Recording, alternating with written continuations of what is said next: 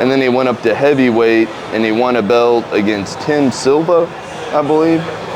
And he was a reigning champion for a long time, but we're gonna kind of dive into fighters' rights for like MMA fighters and boxers, and because a lot of people aren't aware of the history of fighting and how it's gotten to the point it's at, and all of the obstacles that fighters have faced, and all the rights that they've fought for. And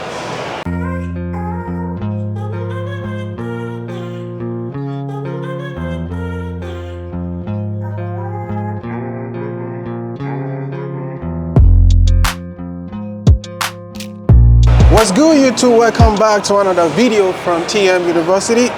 And today with me I still have my friend, Mason. And the topic of today is gonna be on the Randy doing Couture. Yeah, Randy Couture.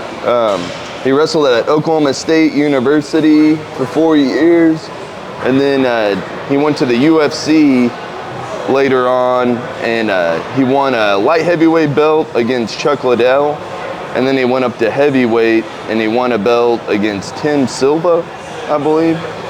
And he was a reigning champion for a long time, but we're gonna kind of dive into fighters' rights for like MMA fighters and boxers, and because a lot of people aren't aware of the history of fighting and how it's gotten to the point it's at, and all of the obstacles that fighters have faced, and all the rights that they've fought for, and some have been able to attain. In boxing, the Ali Act was passed, and it protects boxers' rights against promotions. Okay. So your promoter can't be the same person that's choosing rankings. Okay, that makes sense. Yeah, and there's a lot of rules. They can't. What are all the stipulations of the Ali Act? You can't. By the way, do you know how old can Randy Couture is? Huh? Do you know how old can Randy Couture is? I think he's like 44 or 45 now. He's 59. He's 59? Yes. Holy cow. Yeah. Time has flown by, man. Now that I think about it, I was a kid. Yeah, he was like 42 in his last fight. That's crazy. He's 59. Yeah, he's old, man. Yeah, and he's also a former U.S. Army sergeant, former MMA and collegiate and Greco-Roman wrestler. He's from Everest, Washington. He's 6'1" height, and he's about 228 pounds. Yeah, he's a big boy. Yep. How much you weigh? Like probably 198 right now. 198? Yeah, I've been doing a little better. I got fat there for a little bit, and I've been trying to slim back down. 169. That's a good weight. Yep. Yeah. Yep. That's good. Yep. So let's dive into it, man. A little bit of history about Randy Couture, man. Oh yeah, definitely. Yeah, so he started wrestling, I think, a little later on than a lot of people do. A lot of kids start real young. I think he started in high school, and yeah, he just had a crazy work ethic. Whenever I was in Stillwater, I actually talked to John Smith, the OSU wrestling coach, and when he coached Randy, he had just wrestled at OSU and then went to the Olympics and won 5 gold medals. Wow. And then he came right back to OSU and started coaching. And around that time is when Randy, so he was a young coach whenever Randy was there. Wow. And he said that Randy wasn't naturally as good as a lot of the wrestlers back then. Back then there was a lot of really good wrestlers. Wow. But he said Randy always showed up and he worked the hardest. He would always just grind until he got it right to get where, and he was never satisfied with the end results of just continually progressing to get better and better. So do you know how long Randy was in UFC?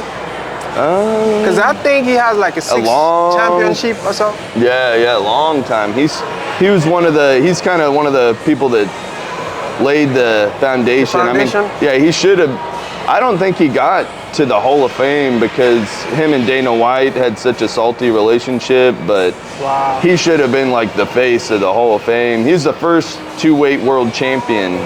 He was like 43 years old. Wow. Came out of retirement and won the heavyweight belt. Wow. Yeah, against the guy that outweighed him by like 50 pounds. Wow. Yeah, knocked him out. It's crazy. And he's a wrestler. Wow. He knocked the guy out that was known as a striker. Yeah, there was this thing that I came across yesterday. What's the difference between jiu-jitsu and wrestling? MMA? Yeah, wrestling. Jiu-jitsu stems from Aikido, which is a Japanese martial art.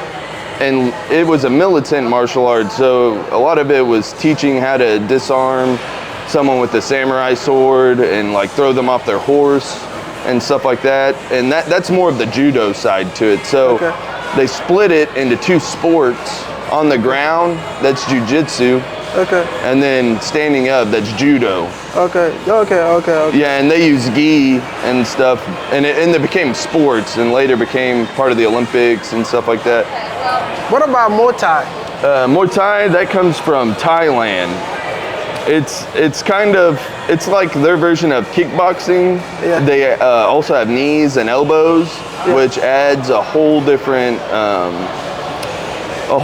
dynamic to the sport, because knees and elbows, the way they train in Muay Thai are very lethal and hard to deal with. So like a traditional kickboxer, if they get thrown in with a Muay Thai fighter, chances are they're going to have a little better movement than the Muay Thai fighter, but the knees and elbows will definitely become a problem if they're not aware of the Muay Thai clinch.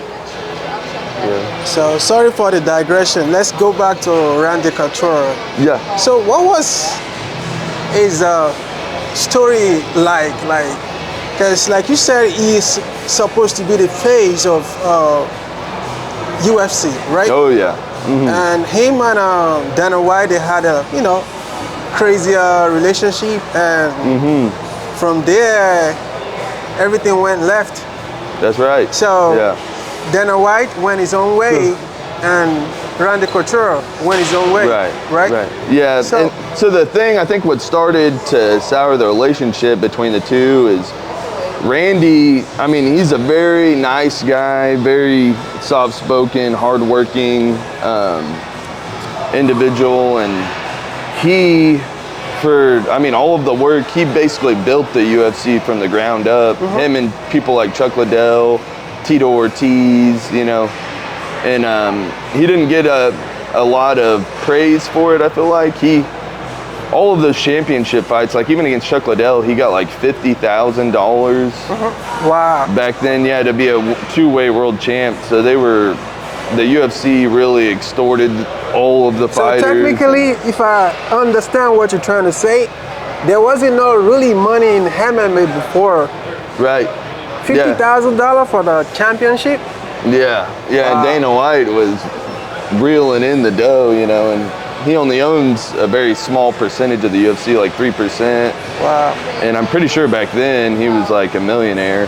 Wow. So just the way they conduct business isn't kosher or morally right. I don't feel like they. It's not socially. Do what? You said something that the way they conduct business is not what? I just think the way they conduct business very kind of scummy. To ash. Yeah. Like, well, they all about the money. Yeah, it's all about money. Being too greedy, or extort, and they treat the fighters bad on top of it. Like Randy, whenever they wouldn't come. Let me even Google like IS. You might try to do the same thing too. Who is the highest paid fighter as of today in UFC? Oh, Conor McGregor. How much did he get? A lot. But a lot of it is his own business. For one fight. For one fight. You have to understand, Conor, he can promote a fight. He has the UK behind him. Right? And pretty much, he lives in Miami, right? So pretty much he's having two countries behind him. And You know how UK fans go when it comes to bucks. They go hard. Yeah, that's right. They really go hard. So let me see. Highest paid UFC fighter. Yeah, highest UFC fighter. Who has the highest paid horse in UFC? Yeah, and on top of all of it, the UFC doesn't allow you to have sponsors right, too, man. which is a basic. Did you see? Right. Conor McGregor. And this is the million. Let me click on it and see how much he got. $25.3 million. Oh wow. For one fight? Yeah. Followed by, you know, Khabib? Yep. Khabib is 14.7. Let me see. John Jones is probably second to the last, 7 million. And Donald Cerrone, 6.82. Let me see, who do I know on this list? You know Anderson Silva? Yep. Okay. Alisa Overeem? Yeah, Alistair Overeem? Yeah. Oh yeah, yeah. He was a K1 champion, kickboxing champion, Muay Thai champion, Pride champion, UFC champion. Too. Yeah. Just one fight? Yeah. One night? Mm-hmm. Damn. But was he a real, he wasn't a boxer anyway. Yeah, he wasn't a boxer because he had a fight with Floyd, if you remember. Who? Conor McGregor. Yeah. He had a boxing fight with Floyd, okay. Yeah, that's the only boxing match I think he's ever had. Okay. He surprisingly did very well. You know, he didn't get knocked out until the 10th round, so that's pretty good.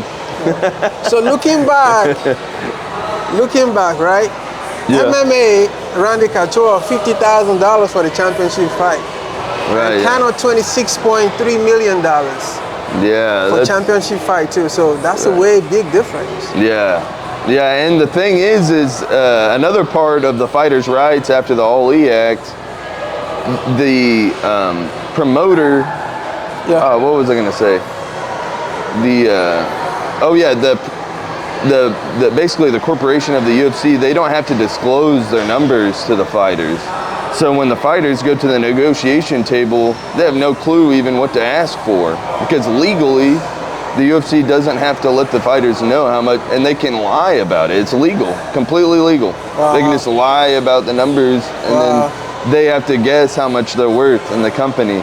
Wow. You know, but lately we have found out, since the UFC has bought arenas in Abu Dhabi and stuff. They got trillions, maybe even trillions of dollars. Right? Yeah. Do you like the way UFC conduct their businesses? No, definitely not. Yeah, Why? A lot of good I'm sure a lot of good fighters never even compete or anything because they have monopoly on the whole industry. I mean, you can fight for Bellator or something like that, but even all those other organizations don't technically have fighters' rights. They conduct business a lot better than the UFC, so you'll get comparatively around the same money from the UFC because they're not generating near the numbers the UFC is because they have monopoly. I was about to say that because people paid you because of your popularity. If you look at UFC, everybody knows about UFC.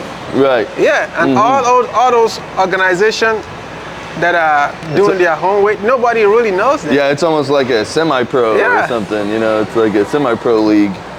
Yeah, they need like a fighters union or something. That's what I've said for years, for over a decade. I mean, and Randy Couture was trying to start that, but the fighters aren't very smart. They can't organize. So as soon as one comes to a deal and takes money, all of the, it leaves everyone else out to dry, and it's continually that they can convince people one by one that it's flash money in front of them, and then they take the little bit, but if they all came together, they could demand more money, and the UFC wouldn't have a choice, they'd have to do it. It just, they don't I mean, nowadays, I think that's just a problem with modern times. People don't understand if you have an honest union, what you can accomplish, especially with stuff like this, like situations like these, So it didn't work with Randy, but Ngannou has kind of picked up the gauntlet for him, and Okay. He's basically picked up right where Randy left off with all the court hearings and fighting with the UFC to get the Oliak pass. They just have so much money behind them that no matter what you do, it seems like the court, they don't even listen to you. They just listen to the money, you know? Yeah. And just to let you know, when we come back, we're going to continue with Francis Ngannou, how he's following Randy Couture footsteps. That's right. Thank you, guys.